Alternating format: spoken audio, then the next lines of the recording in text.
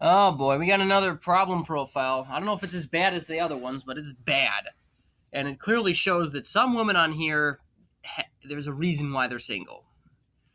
So this is this person. Their catchphrase is "Don't be a jerk," and right there, I'm a little bit turned off because, again, I agree you shouldn't be a jerk, but it's like to come right out and assume that all men are jerks that you need to tell them that. The ones that are going to be jerkish, you probably will just message you that anyway, message you the jerky thing anyways, and don't care about that. So it doesn't really accomplish anything. But what it does do is it deters people who might actually be legitimately interested because they're like, well, I don't know, I was interested in this person, but there's that edge there. I think I'm just going to pass on this. And as I said, the edge does not go away just because you get to know them better typically. I mean, maybe occasionally it does, but a lot of times when there's the edge in the profile, that edge is just part of who they are. And you don't want to deal with that, believe me. Don't talk to me if you're ugly or bald. Okay, judgment.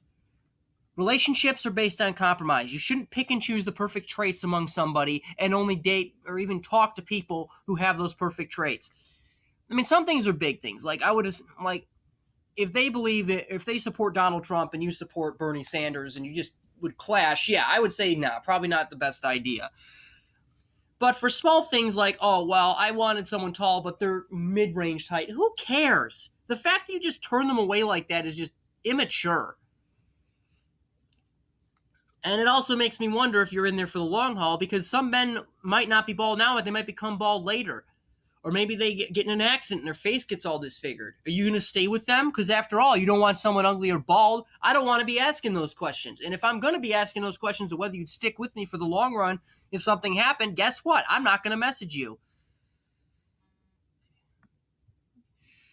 Also, you have to have a stable job in your own place. Oh my god, what are you on? Do you want? Have you got your head in the freaking sand like an ostrich? Actually, that's not true. Ostriches don't stick their heads in the sand. So, an ostrich would have their head in the sand like you. You have to have a stable job in your own place. Okay, I get that that's important, but again, the economy sucks. Finding a job in general is a pain, and keeping it is even more of a pain. And then to be able to afford your own place based on that job, like you'd have to actually have a college degree or get really lucky and have a really high paying job or just work so much that that's all you do is work, which is something I'd never do. You know, I personally I'd rather be poor and have free time than work my ass off and be rich. Never have any time to enjoy it. But I digress. You see what I'm saying? The fact that she's not even willing to look at why people would be in that situation and just say, well, you're in that situation, you're not good enough, disgusting. Why would you ever want to message this person? This is a very shallow person that clearly doesn't understand that. I mean, I don't think she'd be there for you at all. She'd expect you to cater to her every whim, but if you needed something, she wouldn't do a dang thing for you.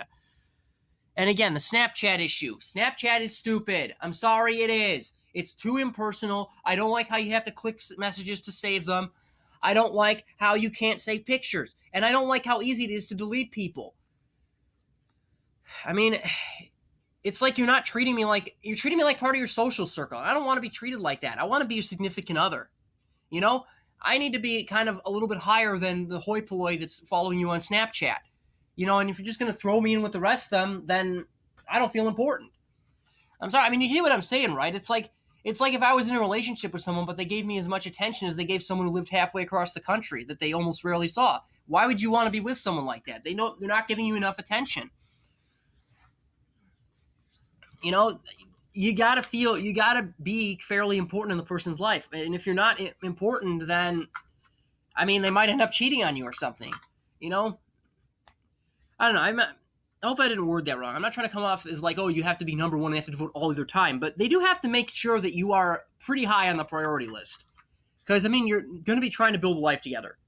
They kind of need to be up there on the priority list if it's going to work. If you're way down here below taking the trash out, then it's not going to work. So that's my 2 cents.